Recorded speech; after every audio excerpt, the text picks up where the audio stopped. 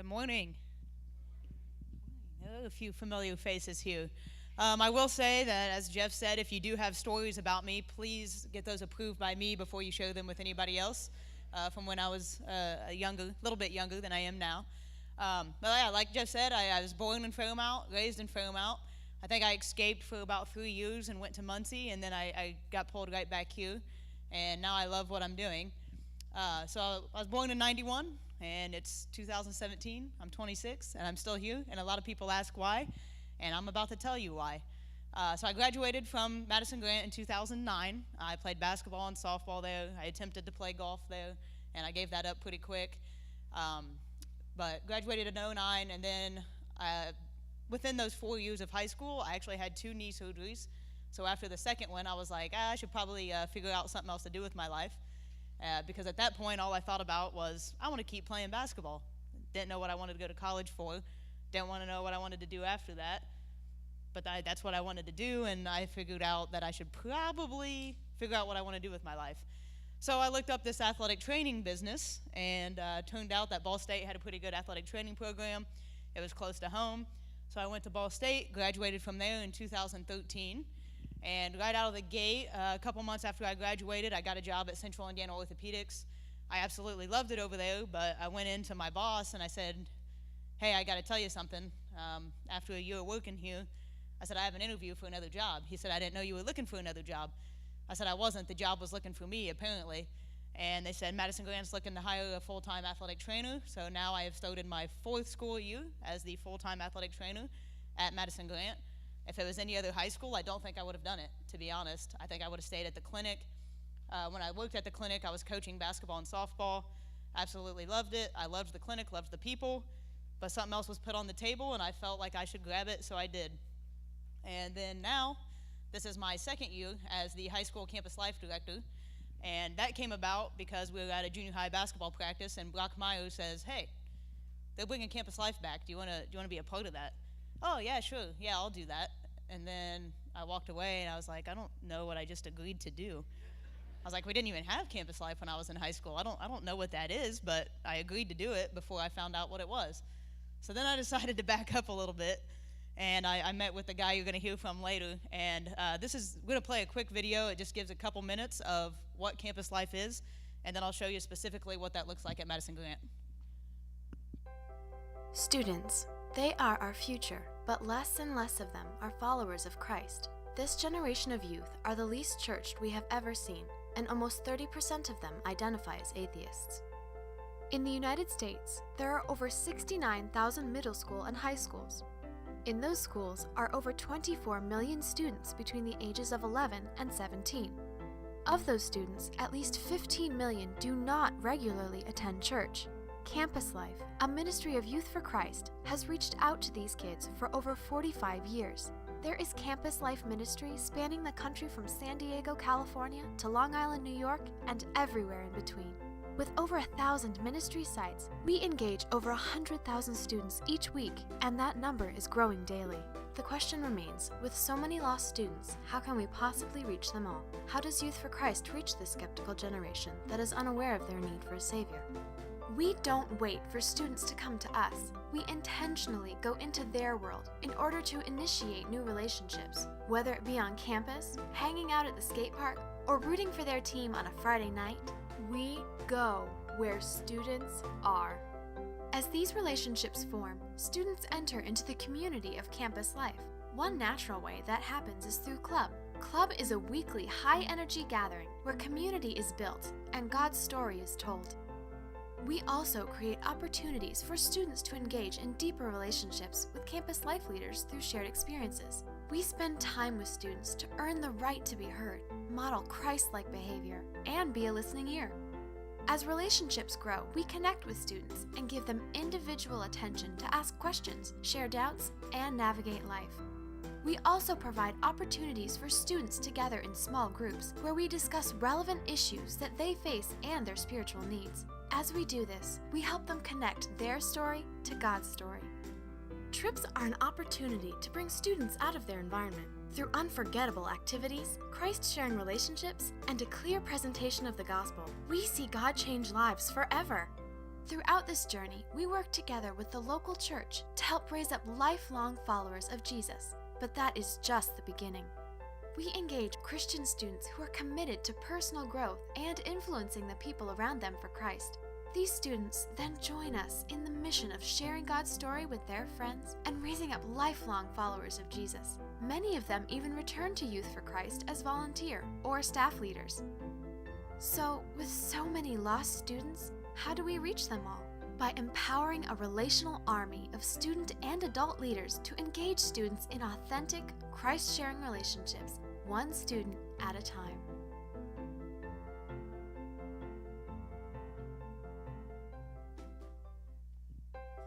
Students, they are our future. Yeah, don't make them watch that again. Stick figures are a little bit entertaining, but not that entertaining. So that's kind of big picture what campus life looks like.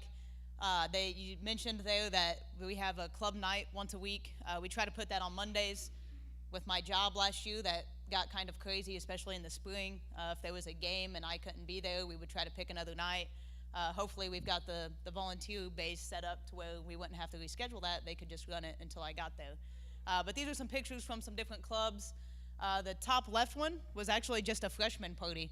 So the last week of school last year, I printed off enough flyers to give to every 8th grader. And this is the class of 2021, I think. And I think there was about 19 or 20 of them that showed up. We've had cornhole tournaments, swimming parties. The one in the middle is one of our discussion groups doing a club night. I think there was about 4 groups that size. And we've been meeting in the fire station in Summitville. They opened that up to us. And there's different games being played, pizza eating contest. Paint Wars is the middle one on the left. That was our kickoff this year where we had about 70 students show up. And then the bottom one underneath that one, we actually had a student get baptized right before our kickoff started. So those 70 plus students and adults got to sit right next to the pond and listen to that student share his story right before he got baptized. So this is what we do every Monday. We get together, we eat food, drink drinks, we listen to music, play games, we have a lesson, we have a discussion, and that's every week. And then another aspect that we have to this is the core team, which actually meets in my house every Sunday night from 8 to 9 o'clock. That's a growing group, and there's usually between 10 to 15 kids that show up at my house on Sunday. And I don't have a whole lot of pictures, but there we are taking some notes, writing down goals at the beginning of the year. And a lot of them said that one of their goals was to lead at least one friend to Christ this year. And I can't tell this group how big of a deal that is because that's why I'm doing what I'm doing. I had a friend in 7th grade say, hey, I'm singing at church on Sunday, come listen. And then I was there the Sunday after that, and the Sunday after that, and I got really close to her entire family, and now both of her parents, 12 years later, are on my ministry team, and I was at their house the last 2 nights until 1:30 in the morning because they were in training for GoMad because I'm making them go this year. So they have to stay up till 1:30 in the morning 2 nights in a row. So they're in training, but it's just awesome how that comes back around, how it took one kid just to say, hey, come to church with me on Sunday. And now I'm standing here doing what I'm doing now. So core teams every Sunday.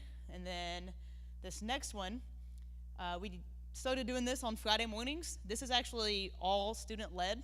I just show up at 7:30 and unlock a classroom and put donuts on a table. And this is all led by a sophomore student. And CREW stands for Christians Ready, Equipped, and Willing. And we use Mrs. Brammel's classroom upstairs. And I get 40 donuts, and they're usually gone by the time we leave, so there's usually between 30 and 40 kids there. But she's just been bringing in different speakers. The bottom right one is Carly Brammel. Actually shared a little bit this past Friday. We've had youth leaders come in. This Blakely Stitt is who's running this, and she shared the first week. So she's got weeks worth of speakers coming in and doing donuts and devos on Friday mornings. And then the next part's one of my favorites, is our trips that we take. We take 3 big ones. Clue is at the end of the summer. It's at Huntington University. GoMad is coming up in November. It is the first weekend in November, and it's up in Fort Wayne for the weekend. And then we go to Cocoa Beach, Florida for spring break. So I threw up a few pictures of those. And then the top left one is our Kings Island trip in the summertime. But I had to put a volleyball picture up because I'm very proud of Madison Grant because on their trip last year, they won the sand volleyball tournament. So I had to celebrate that with them. But yeah, and then the one in the middle, the first morning that we were in Florida was actually my birthday. So these are the students who woke up early and went down to the restaurant there at our resort to have breakfast with me for my birthday. So those are our 3 big trips that we take. Last year we had 27 kids go to GOMAD, and I've already got 40-some on a list to go this year, and it's growing. And we took, I think, 19 to Florida for a week. My mom voice came out a lot that week, but 19 kids for a week is a lot, but it's a blast and it's awesome. And then my next favorite part is everything in between. I never thought I would spend 8 or 9 hours at a Madison County fair watching a horse show, but I did that this summer with this lovely group of people there on the bottom right. The top right is golfing after church with a couple of students, and all 3 of us found out we should stick to softball. The top left, we went down and watched Frankton play in the basketball state championship game. The bottom left is just hanging out on my porch, laughing, having a good time. The one where they're all laying on my floor, we were supposed to play volleyball that night, and we did, but then it got dark, and all the kids were sitting on my porch, and they're like, well, what now? I said, well, we're done playing volleyball, you guys can go. And they're like, well, we don't want to go. So I was like, okay, we'll sit here and hang out on the porch. They're like, well, the bugs are biting us. So we'll put bug spray on. I don't want to smell like bug spray. Get in the house. So then I had 15 kids in the living room when we were supposed to play volleyball and then go home, but instead we're laying on the floor playing cards. And then another one of my favorites is we did the 30-hour famine, that picture outside of the food pantry there. So for 30 straight hours, this entire group had nothing to eat, just drank water. And we went to the food pantry on Saturday morning and was actually serving food to others, which is very difficult when you haven't eaten in 20 hours at that point, I think. So that was another all-night thing that we did. So yeah, it's a little bit of everything in between, and I know the branch has been one of the biggest blessings to me in that ministry. Just last week, I think I had like 3 or 4 one-on-one meetings there, whether it's before school or it's in the evening, or I meet there just to do my work because it gets me out of my house and gets me more motivated to do my work. But that's been awesome. It's been a great meeting place for kids to go and for me to talk to them. There's not a whole lot of places like that in Fairmount to go. So I'd hate to say, hey, you want to get coffee before school? Okay, we have to drive all the way to Marion to Starbucks. So I can't thank you guys enough for doing the branch. It's been awesome. But yeah, so that's kind of like what this looks like at Madison Grant right now. And like I said, it's growing. We've been averaging probably around 40-some kids every Monday night at club. And I've got volunteers that come every Monday night. There's 4 or 5 of them who are there every Monday. So it's mentoring, it's mentees, it's loving kids, it's being where they're at. I went to an art class the other day. I was like, where are you going? Ceramics. Okay. And she's like, where are you going? I said, ceramics. You just told us where we were going. So I got to go hang out in art class the other day. So it's just awesome to walk through the doors of the school and be welcomed. And this is my family. My mom and dad do live here in town, and they're involved with it as well, and they love hearing stories about it. And I've got one brother, he lives in Tennessee, so these are my siblings for now. So this has been like a really big family to me for the last year. And when people ask me if I enjoy what I'm doing, I said absolutely. The last year has been probably the most joyful one of my life, and this community has been awesome in supporting that. So to give kind of a bigger picture, I wanted to bring up this really short guy. And I don't know if I clicked with him so well because of Jesus or basketball. I think it's a little bit of both, but we both have that in common. So I'm going to let this guy take it away. About a year and a half ago, when we were decided to figure out how this Madison Grant thing was going to work and getting to know people in the community, and as you go out and talk to people, it's like, who? Like, that's always one of the first questions is like, first of all, what is campus life? Well, we want to hang out with kids and lead them to the Lord. Okay, everybody's usually on board with, yes, that's probably a good thing. So then the next thing is like, who are we going to get to do that? And every single person that I talked to had the same name. Come back to me, is like, you're pretty much an idiot if you don't have this person do it. And this was the first time we've never really had a job interview, to be honest. It was just like, it was Sam. Sam was the person that everybody said, and Sam was the person that obviously everybody knows and everybody at the school knows, and it was just an absolute blessing. As area director of Youth for Christ, as I'm sitting there listening to some of this in perspective, that's crazy. That's basically a year of Sam being in the school, that many kids have kind of wrapped their arms around this ministry and what's going on and what God's doing at that high school. And that's a cool thing. You know, I oversee 10 people, and we start things, and I enjoy growing things. And just seeing how Sam's grown this and how God has been working through her at the high school, it's been absolutely amazing. And I can't say she's my favorite. That's probably not allowed to say, but I mean, she's just doing a good job. And it's just kind of a blessing that God had his hand in this from the very beginning, that the right person, the right situation. And I oversee 6 schools. I'm in charge of Grant County and Blackford County. And every single school, their doors are wide open for Youth for Christ. They let us go in there and pretty much do whatever. Not just go into the school and have a breakfast on Friday mornings or go to the lunchroom to hang out with kids. Sam was sitting in a class during school in a ceramics class, and they're okay with that. Don't tell anybody that, but that's kind of the cool thing that we have going on. And just thank you for your prayers. Thank you for the opportunity to come speak with you. My job today is to kind of encourage you. You kind of saw what Youth for Christ does. This is one piece of the puzzle. Fairmount Wesleyan Church is a big piece of that puzzle of how we just reach our communities. And just thank you for the financial support. I mean, I want to reiterate the branch. It's a blessing. It allows her to do her job. There wasn't a place for that to happen 6 months ago. And that's a cool thing. And if you had any part of that, if you volunteered there, if you drove a nail, or if you made a cup of coffee, you're leading kids to the Lord, because that girl right there is bringing a lot of kids, hopefully, to that establishment on hopefully a daily basis. But at Youth for Christ this year, kind of a bigger picture, and our goal this year for Youth for Christ and Big Jaws Youth for Christ, and that's Blackford, Grant, Jay, Adams, and Wells County, is to lead 200 students to the Lord, make a first-time commitment this year. And everybody, whenever you throw out a number, when you're talking about first-time commitments, people are like, how? You guys aren't doing that. It's a God thing. God just shows up and does that stuff, and I agree with that 100%. But it kind of gives us a mission. It kind of gives us a nudge. It kind of gives us a focus when Sam's doing her job, when I'm doing my job. It's kind of the top of the triangle for us, is that everything that we do on a daily basis has to be enabling that to happen. We have to be in relationship with students. So no matter how many cups of coffee we drink, no matter how many crazy games we play, no matter where we go and what we do, that's the purpose, is to get in relationship with students and to have a relationship with those students so they will want to listen to that aspect of life. And a lot of times it takes time to get to that point. And today, I'm going to be that guy. I'm going to be that missionary that's going to put the Great Commission up there for you. That's going to be me. But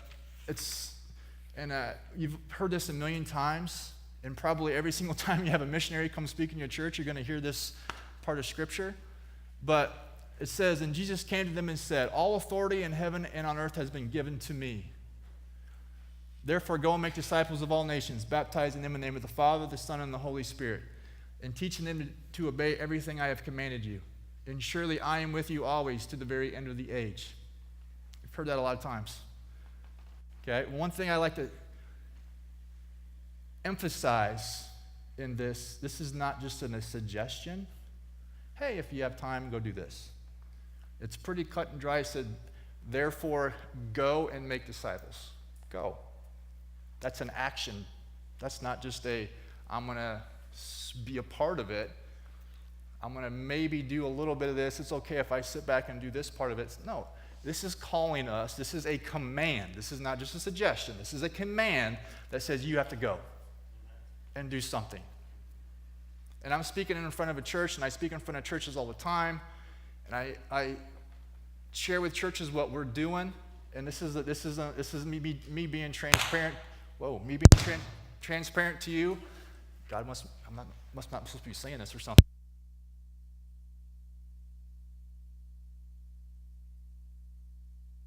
There we go. A dying church is a church that looks inward. A growing church is a church that looks outward. I believe that I'm standing in front of a church who's looking outward because I've had a cup of coffee at the coffee shop, first of all. And I've heard today, this is the third different missions thing that you guys are a part of as a church. But to be honest with you, it's not the church's job. It's not the pastor's job. It's not Mr. Tippy. It's not Mr. Lukey. It's not Mr. Arm's job to be that person. It's you guys. You guys make the church. This church is going to grow through a relationship that you guys have with somebody. That's it. It doesn't matter what I say. It doesn't matter what Pastor Jeff says. It doesn't matter what Sam does. That doesn't really matter necessarily. It matters what you do. I can get up here and preach all day long about going and making disciples of all nations. And if nobody does it, then what's the point? It's not a suggestion, it's a commandment. And I'm going to talk about it a little bit. First of all, it talks about time. Some of the keys to the Great Commission is time. And Kids Hope talked about that today. Set me right up for this one. Okay? Spending time with somebody. When I was a campus life director, at Marion High School for about 2.5 years before I stepped into my area director role. And I've been doing this for almost 3 years. So I kind of understood what Sam's going through. I've been there. Time, talent, and treasure is what we can offer the Lord, offer the kingdom of God. But you know what? Time's the only thing that you never get back. I can make more money. I can make more cookies. I can make more coffee. It's always going to be more money. I can always go work harder, make more money. But the only thing that I'm never going to get back is time. And the high school kids know that. They honestly know that. Kids Hope kids know that. That if you give them 1 hour a week or 2 hours a week or whatever hours a week that you can to somebody else outside of in your little world, they understand that. And that's the first thing, is that the keys to this is go out and spend time with people. Time is the most vital. There's a story. I'm just going to say her name because she didn't care. Her name's Erin. And she's been in my life for almost 6 years now. And that's about as long as I've been doing this. One of the first things we did at Campus Life when I was a Marion High School director is we had a partner with our church, and we had a cookout. We called it Camp Out Cookout at our house. And I could have went in my house. I could have made sure the bonfire was set and made sure all this stuff was there. But for some reason, I felt I'd go to sleep at a regular hour, all of that stuff, because I wasn't necessarily in charge of this. But for some reason, I was hanging out at the bonfire with 2 high school freshman girls. And one of them was Erin. And for whatever reason, I have to have an agenda when I do things, because otherwise I just fall apart at the seams. I just don't do a good job. So we play this little game called the question game. I just ask them some random stupid questions all night long. What's your favorite this? What's your favorite that? What's on your bucket list? And ultimately we got to questions that actually had a little more value to them. Like, who's made the biggest impact on your life? What does God mean to you? That kind of a thing. I just had coffee with Erin last week. And that was 6 years ago. And I always do this. I always cry, so I'm sorry. My wife gets mad at me sometimes, but she has come from somebody who has, she's had depression. She was a cutter. She was all this stuff. Her home life is horrible. Her dad's an abusive, just horrible situation. I didn't know that when I was sitting there hanging out with her at the bonfire. No clue. But through time, I had the opportunity to kind of help her through that. She's been baptized. I got a part of that. She's now a freshman at Indiana Wesleyan, and now she's volunteering with Campus Life and at church and whatever else. She's a freshman in high school and was at church for 3 different services last week, donating her time. And then she also went to the Bible study at 9:30 at night on Sunday night, because she wanted to give back. She's that college student now that could be sitting by the bonfire having a conversation with a high school student, because she knew what happened. Just because somebody, whether it was me or not, felt that nudge and followed through and sat there and spent probably 3 hours with that girl just to prove to her and be in her life is like, hey, you really are who you say you are. You really do love me. So time, relationship. If you spend more time with somebody, you're going to develop a relationship with them. That's kind of what comes out of that. And that's what's going to make the difference to that person. That's what's going to get them to walk through the doors of this place. Think back when we've all talked about this. Sam shared that story of herself of being invited to the church for the first time. My mom and dad made me. But look where I'm at now. I'm standing in front of you talking about working for Youth for Christ. But somebody got me in the door. Somebody's got you in the door as a church at some point in time in your life. I had to go pick Erin up because she didn't have a ride. Now look what happened. But it was through that relationship. Probably every single one of you that's sitting in the seats right now are here because of some kind of relationship of some sort. Most people just don't walk in off the street, oh, that looks like a good place. I'm going to go check it out today. And I just so happened to walk by at 9 o'clock in the morning. And there's something going on. It doesn't happen that way. God uses imperfect people. Look at the Bible. 12 disciples, they were all jacked up. Those are the most jacked up people in the Bible. And look what they did. They changed the world. They probably had more personal, relational time than Jesus did in the 3 years that he was here. And they weren't the Son of God. They were jacked up human beings. And look what happened 2,000 years ago. Sometimes my mind's weird. I hang out with high school students too much. I got to hang out with people like Sam too much. And they do crazy stuff. But sometimes I got to step back and look at the Bible. And I kind of had this thought. I went to Albania this summer to talk to Albanian kids about Jesus. And I kind of had this thought, like they don't get this book, this Bible thing. So as I was kind of preparing for that, I was like, this is more than just a storybook, because that's what they view it as. This is just a nice little storybook. It's not the case, obviously. This is God helped people write this thing. But sometimes I have to sit back and realize is that all the stories that are in here, they actually did happen sometime. It's legit. It wasn't just, like at Sunday school, we're hearing about this and that and that. No, Noah and Moses and Jonah and all that stuff. Those are cool things. But then when you actually kind of sit there and think about it for a little bit, that stuff actually happened. And it was imperfect people responding to a nudge from the Holy Spirit. Sometimes I got to remember that this is a nonfiction book than a fiction book. And I don't know why that phrase has just helped me out a lot lately.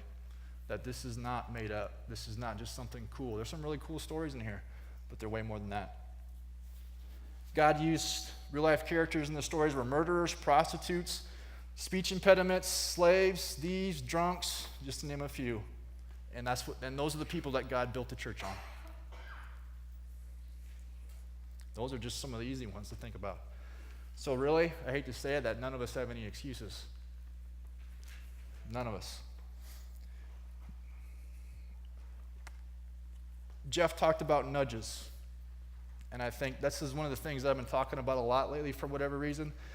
God's calling us to do stuff. God is calling you, and the Holy Spirit is nudging you all the time. You're self-conscious, whatever you want to call it. Hey, should I go do this? Should I go do that? Should I go do this? And should I go do whatever? How do I know it's of God? Well, if it doesn't line up with this, it's not. That's your filter. If it's actually go talk to this person about this, if it doesn't kind of spell it out in here. So first of all, you need to be reading this every once in a while, so you know if this is your filter. But how do you respond to that? I had a nudge one time to walk up the stairs. I was at this student's house who was a junior in high school. I knew he had an 8th grade son, or brother. I feel like I need to walk up the stairs and go say hi. So I walked up the stairs and said hi. I was literally up there, shook his hand and said, hey, I'm Ryan. Who are you? My name is James. Nice to meet you. And I walked down the stairs. Another story, about 6 years later, I had the opportunity to be praying at that kid's baptism. And I remember for the rest of my life, at our church, we do stupid stuff when people get baptized. Everybody jumps and yells and screams and all that kind of stuff and makes a big deal. But he ran down the stairs and ran and jumped and just gave me a big old wet hug. Little short dude. I was soaking wet. Loved it. Remember that moment for the rest of my life. You don't know, and now he's doing crazy things at Indiana Wesleyan. You never know what a single nudge is going to do. And there's kind of a cool quote that when I was just kind of randomly reading a book someday, it's like, I don't have to influence somebody to go change the world and to reach millions, but I could influence that one person who's going to influence somebody else who's going to change the world for millions of people. I don't have to change the world. I might not be in the situation where I can reach millions of people for Christ. But if I can help James do that, because that's what God made him to do, the skills and gifts that he may have to go change the world, that's my role. There's one little Sunday school teacher in Washington, D.C. I honestly wasn't going to share this until I was sitting down there right there. I was like, do I share this story? Because I don't remember her name. Her name was Mrs. Mears. She taught Sunday school in a church in Washington, D.C. for 50 years. And in a 2-year period of time, she had 5 guys sitting in her Sunday school class that if you fast forward 20 years, they're the CEOs of 5 of the biggest non-for-profit organizations in the world today. Miss Mears was a Sunday school teacher. But they would all go back and say it was because of how she loved them, how she cared for them, and how she did all that. She didn't change the world for millions of people, but she influenced 5 other people who are now a part of these 5 humongous non-for-profits that are changing the world. Crew. Richard Stearns. Who's Richard Stearns? Does anybody know who that is? He spoke at Indiana Wesleyan last year. Just changed the world. A Sunday school teacher. So follow the nudges. Romans 8:28 says this. It's up here on the screen. And we know that all things God works for the good of those who love him, who have been called according to his purpose. If you follow a nudge and have a conversation, it's not going to come out bad. If it's of the Holy Spirit, it's going to come out good. There's no like risk. You got nothing to worry about. It might make you feel weird.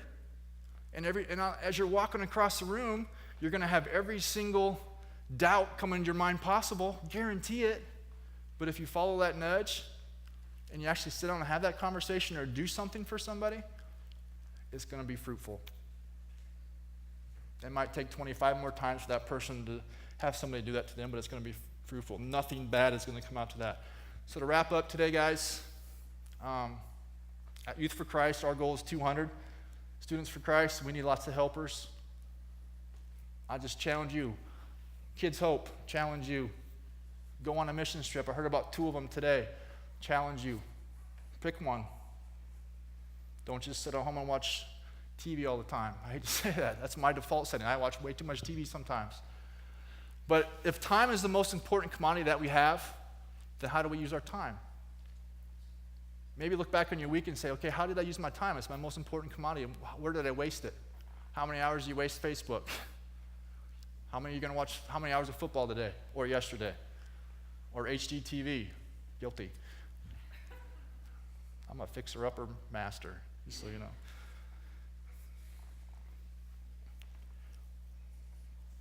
What's your goal? What's your role? Where do you play in that? And I just want to kind of finish up today by just saying that this is not a suggestion. This is one of our commands, is to go out and reach this community for Christ. And I guarantee you, Jeff would be sitting there saying, hey, this is the best church ever. It was next week that you all brought one more person here, you just doubled in size. I'm sure he's going to hate that. Am I right? You're going to hate that, aren't you? It's like, keep talking. No. So I'm going to wrap up. I'm going to be done today. I just thank you guys for doing what you guys are doing so far in the community, but I can see how much more what we can all do if we do it together, if we are faithful.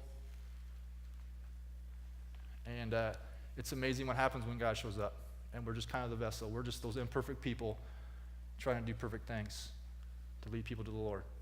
Let me pray. God, thank you for this time. Thank you for this opportunity to come here and speak. God, we're not perfect. We're not maybe even super good at some of the things that it will take to lead people to the Lord and have those conversations. But God, you gave us all skills and gifts. Just allow us to use those skills and gifts that we have. Just allow us to be faithful. Just allow us to follow those nudges. Just allow us to continue to figure out what that means for ourselves. Allow it to stretch us, God. Allow us to get out of our comfort zones. Relationships and time is really the ultimate formula for that to happen. We love you, Jesus, and just be with us as we go throughout this week. Allow us to find time for those relationships. In your name I pray. Amen. You're dismissed. If you have any questions or whatever, Sam and I will be more than happy to answer those for you. Thank you guys very much.